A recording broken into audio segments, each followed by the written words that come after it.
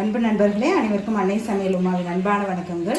இன்றைக்கி அன்னை சமையலில் பார்க்க போகிறது இப்போ தலைப்பாக்கட்டி சிக்கன் பிரியாணி. வாங்க எப்படி செய்கிறதுன்னு பார்க்கலாம். 1/2 கிலோ சீரக சம்பாவை எடுத்திருக்கேன். நான் இதில் மெஷர் பண்ணதில் 2.5 கப் வந்திருக்குங்க. நீங்கள் விருப்பப்பட்டால் எந்த கப்பில் வேணால் நீங்கள் மெஷர் பண்ணிக்கலாம். டம்ளரில் கூட நீங்கள் அந்த அரிசியை மெஷர் பண்ணி யூஸ் பண்ணிக்கலாம். அதே இதில் தண்ணியை ஊற்றிக்கோங்க, அப்போ தான் கரெக்டாக வரும். 20 நிமிஷம் ஊற வச்சுக்கலாம். இப்போ அடுத்தது பிரியாணிக்கு மசாலா ரெடி பண்ணிக்கலாங்க. 3 பட்டை, 2 ஏலக்காய், 3 கிராம்பு, 1 அன்னாசி முக்கு, 2 பிரியாணி இலை, 1/4 டீஸ்பூன் மிளகு, 1/2 டீஸ்பூன் சீரகம், 1 கருப்பு ஏலக்காய்,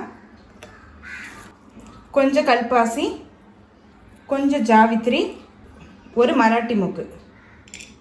இது இப்போ இது எல்லாத்தையுமே லேசாக வறுத்து வச்சுருக்கேன். இப்போ இது எல்லாத்தையும் மிக்சியில் நைஸாக அரைச்சிக்கலாங்க.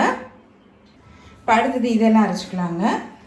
5 பச்சை மிளகாய், 1 சின்ன துண்டு இஞ்சி, 7 பல் பூண்டு, 1 கைப்பிடி அளவு புதினா, 15 சின்ன வெங்காயம்.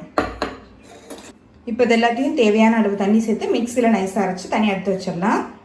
சின்ன வெங்காயம் போட்டிங்கன்னா பிரியாணி டேஸ்ட் ரொம்பவே நல்லா இருக்குங்க. தேவையான அளவு எண்ணெய், இது கூடவே கொஞ்சமாக நெய் சேர்த்துக்கலாம். 1 பட்டை, 1 லவங்கம், 1 ஏலக்காய், 1 பிரியாணி இலை, 1 டீஸ்பூன் சோம்பு. நம்ம ஏற்கனவே பிரியாணி மசாலாவே போட்டிருந்தா கூட திருப்பி ஒரு தடவை போட்டால் தான் நல்ல வாசனையாக இருக்கும். 2 வெங்காயத்தை சேர்த்துக்கலாம்.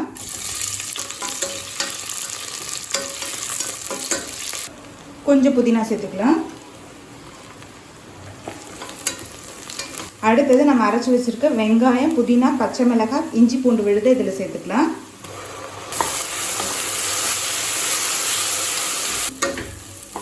இப்போ சின்ன வெங்காயம் சேர்த்துட்டு நல்லா வதக்கியாச்சுங்க.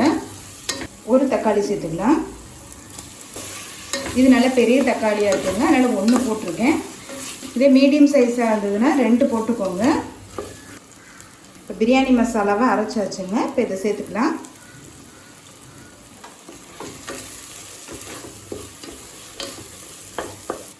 அடுத்தது 1 டீஸ்பூன் மிளகாய் தூள் சேர்த்துக்கலாம்.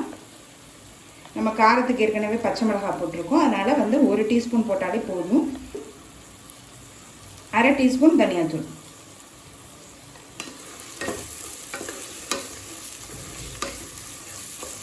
இப்போ மிளகாய் தூள் வாசனை போக 1 நிமிஷம் வரைக்கும் நல்லா வதக்கியாச்சுங்க.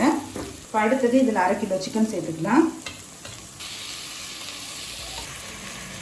தேவையான அளவு உப்பு, 2 டேபிள் ஸ்பூன் தயிர்.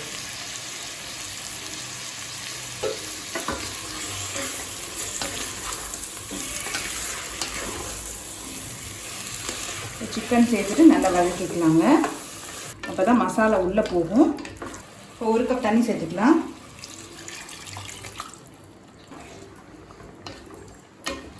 இப்போ மூடி போட்டு குக்கர்லேருந்து 2 விசில் வந்தோடனே இறக்கி வச்சிடலாம். இப்போ குக்கர்லேருந்து 2 விசில் வந்துருக்குங்க. இப்போ பாருங்கள், சிக்கன் நல்லாவே வெந்திருக்கு. மசாலாலாம் நல்லா மிக்ஸ் ஆகிருக்குங்க. ஏற்கனவே நம்ம 1 கப் தண்ணி சேர்த்துருந்தோங்க. இப்போ சிக்கன்லேருந்து பார்த்தீங்கன்னா நல்லா தண்ணி விட்டுருக்கு. இது 1 கப் தண்ணி இருக்கும். இப்போ அடுத்தது 2 கப் தண்ணி சேர்த்துக்கலாங்க. 1 கப் தேங்காய் பால் சேர்த்துக்கலாம். தேங்காய் பால் நீங்கள் விருப்பப்பட்டீங்கன்னா சேர்க்கலாங்க. தேங்காய் பால் சேர்த்திங்கன்னா பிரியாணி டேஸ்ட் ரொம்பவே நல்லாயிருக்கும். நம்ம 2.5 கப் அரிசி எடுத்துருந்தோம். 1 கப் அரிசிக்கு 2 கப்புன்ற இதில் தண்ணி சேர்த்துருக்குங்க.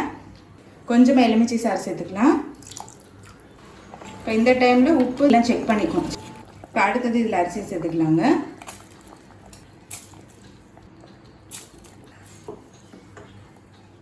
கொஞ்சம் புதினா, கொஞ்சம் கொத்தமல்லி சேர்த்துக்கலாம். நல்லா மிக்ஸ் பண்ணி விட்டுருங்க.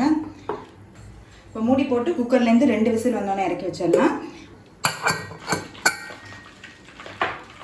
இப்போ குக்கர்லேருந்து 2 விசில் வந்துருச்சுங்க. இப்போ கொஞ்சமாக நெய் சேர்த்துக்கலாம்.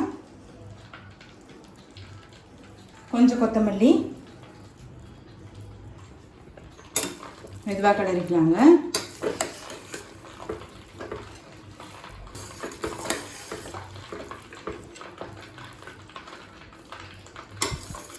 நல்லா பாருங்கள், அரிசி நல்லா உதிரி உதிரியாக வந்திருக்கு. இப்போ திண்டுக்கல் தலப்பாக்கட்டி பிரியாணி ரெடி ஆகிடுச்சுங்க. சர்வ் பண்ணிடலாம்.